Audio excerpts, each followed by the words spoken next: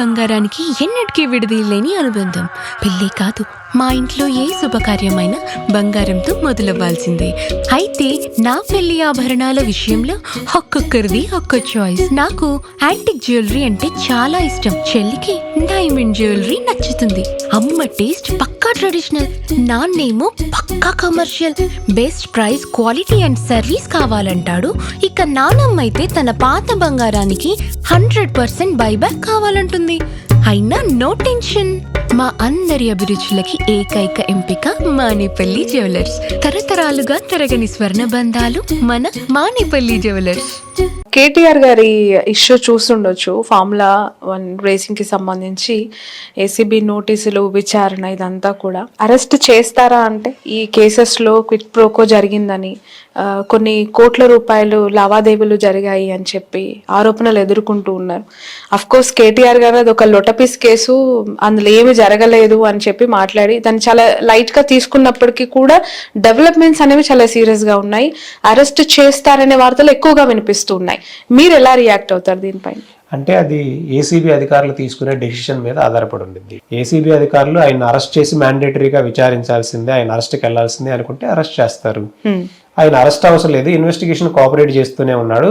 Already తన దగ్గర నుంచి తీసుకోవాల్సిన ఇన్ఫర్మేషన్ అంతా మేము తీసేసుకున్నాం అంటే అరెస్ట్ చేయాల్సిన నెసెసిటీ లేదు. అండ్ ఒకవేళ అరెస్ట్ చేసినా కానీ ఆ కేసు ఎప్పటికి తేలాలి, ఎన్ని సంవత్సరాలకు తేలాలి? రేవంత్ రెడ్డి గారి మీద ఓటుకున్నట్టు కేసు పెట్టారు.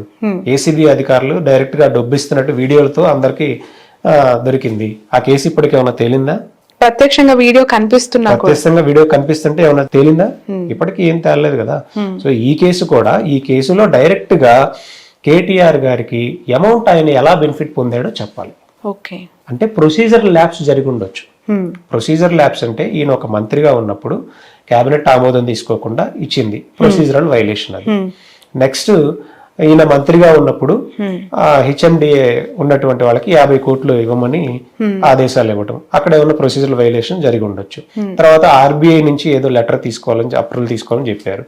తర్వాత కేబినెట్ ఆమోదాలు తీసుకోలేదని చెప్పారు. ఇవన్నీ ప్రొసీజరల్ వైలేషన్స్ గానే మనం చూడాలి. దీని ద్వారా ఈ 50 కోట్ల అకౌంట్కి ట్రాన్స్ఫర్ చేయడం ద్వారా రాష్ట్రానికి జరిగిన నష్టం ఏంటి, మంచి జరిగిందా చెడు జరిగిందా అనే కోణంలో మనం ఆలోచించాలి. జనరల్ గా ఓవరాల్ గా చూసుకుంటే ఈ ఫార్ములా ఈ రేస్ కి సంబంధించి హైదరాబాద్ కి ఒక ప్రతిష్ట వచ్చింది. ప్రపంచవ్యాప్తంగా భారతదేశంలో ఉన్నటువంటి కేవలం హైదరాబాద్ నే ఎందుకు చూస్ చేసుకున్నారు? పెద్ద పెద్ద నగరాల్లో ఎందుకు చూడాలి? ఇప్పుడు ఇది లండన్, బీజింగ్ ఇలాంటి మహానగరాల్లో కండక్ట్ చేసేటువంటి ఈ ఫార్ములా ఈ రేసు ఇక్కడ ఎంత అవేర్నెస్ వచ్చింది అండ్ ఎంత ఇన్ఫ్రాస్ట్రక్చర్ డెవలప్ అవబోతుంది. సో ఇవన్నీ చూడాలి కదా. జనరల్ గా మనం చూసుకుంటే ఆల్మోస్ట్ ఆ రోజు వాళ్ళు ఫార్ములా ఈ రేస్ వాళ్ళు రాసినట్టు వాళ్ళు డైరెక్ట్ గా వెబ్సైట్ లో అండ్ బ్లాగ్స్ లో రాశారు అనమాట. వాళ్ళ వెబ్సైట్ లో చేశారు. రాష్ట్రానికి 700 కోట్ల రూపాయలు ఆదాయం వచ్చినట్టు చూపించారు అనమాట. సో అదంతా తెలంగాణ రాష్ట్రానికి జరిగిన బెనిఫిటే కదా. ఇప్పుడు 50 కోట్లు ట్రాన్స్ఫర్ అకౌంట్ చేశారు. మళ్ళీ కేటీఆర్ గారికి ఏమన్నా రిటర్న్ వచ్చినాయా? అవినీతి ఎక్కడన్నా జరిగిందా? అది ప్రూవ్ చేయాలిగా. ఇప్పుడు అకౌంట్ నుంచి అమౌంట్ వెళ్ళింది, మళ్ళీ కేటీఆర్ గారు దాన్ని తీసుకున్నారా? ఆయనకి ఏమన్నా పర్సనల్ గా బెనిఫిట్ జరిగిందా?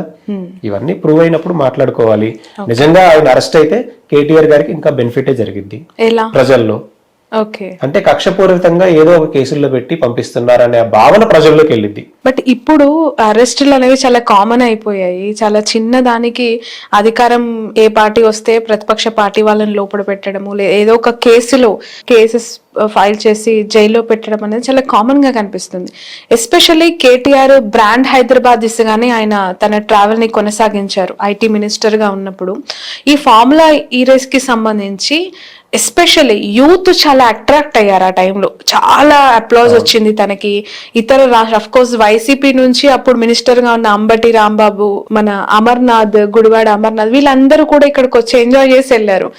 ఇట్లాంటి కేసెస్ లో క్విట్ ప్రోకో, ఫెమా ఉల్లంఘన లాంటి పెద్ద పెద్ద పదాలని రిపోర్ట్ లో చేర్చారు కదా, అవన్నీ అవకాశం ఉందంటారా? జరిగిన సందర్భాలు కనిపిస్తున్నాయంటారా ఎక్కడైనా? మంత్రిగా ఉన్నప్పుడు ప్రొసీజర్స్ తెలియవండి. కొన్ని ప్రొసీజర్స్ అంటే మీరు అర్థం చేసుకోవాల్సింది ఏంటంటే ఆయన గైడ్ చేయాల్సింది ఎవరు? అధికారులు ఎవరు? IAS officers. ఈ ప్రొసీజర్స్ అన్ని ఎవరికి తెలుస్తాయి? వాళ్ళకి తెలుస్తాయి. ఆయన ఆదేశాలు ఇచ్చాడు, దాన్ని ఇంప్లిమెంట్ చేయాల్సిన బాధ్యత ఎవరికి ఉంది? ప్రాపర్ గా గైడ్ చేయాల్సిన బాధ్యత ఎవరికి ఉంది? వీళ్ళకుంది. వీళ్ళు గైడ్ చేశారా చేయలేదా?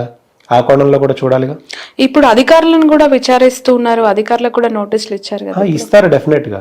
ఎందుకంటే ఇదంతా కేసు మొత్తం ఇన్వెస్టిగేషన్ జరిగి ఫైనల్ గా జడ్జిమెంట్ డే వచ్చిన రోజు చూద్దాం. ఆ జడ్జిమెంట్ రావడానికి ఎన్ని సంవత్సరాలు, ఈ రాజకీయ కక్షదారంతో పెట్టేటువంటి కేసుల్లో జడ్జిమెంట్ రావడానికి ఎన్ని సంవత్సరాలు పడుతుందనేది మనం ఆలోచించాలి. మీకు సింపుల్ గా చెప్పాను, ఓటుకునేట్టు కేసు జరిగి ఎన్ని సంవత్సరాలు అయిపోయింది, స్టిల్ పెండింగే కదా, ఎందుకు రాలేదు జడ్జిమెంట్? ఓకే. సో ఇది కూడా ఇలా ఒక పార్టీ వచ్చిన తర్వాత ఇంకొక పార్టీ మీద అలిగేషన్స్, వాళ్ళకి ఏదైనా అవకాశం దొరికితే ఎప్పుడు కేసులు పెడుతూనే ఉంటారు. ఇది ఈ తెలంగాణలో అయినా ఆంధ్రప్రదేశ్లో అయినా ఇది ఒక సాంప్రదాయం అయిపోయింది. ఓవరాల్ భారతదేశంలోనే ఒక సాంప్రదాయం అయిపోయింది.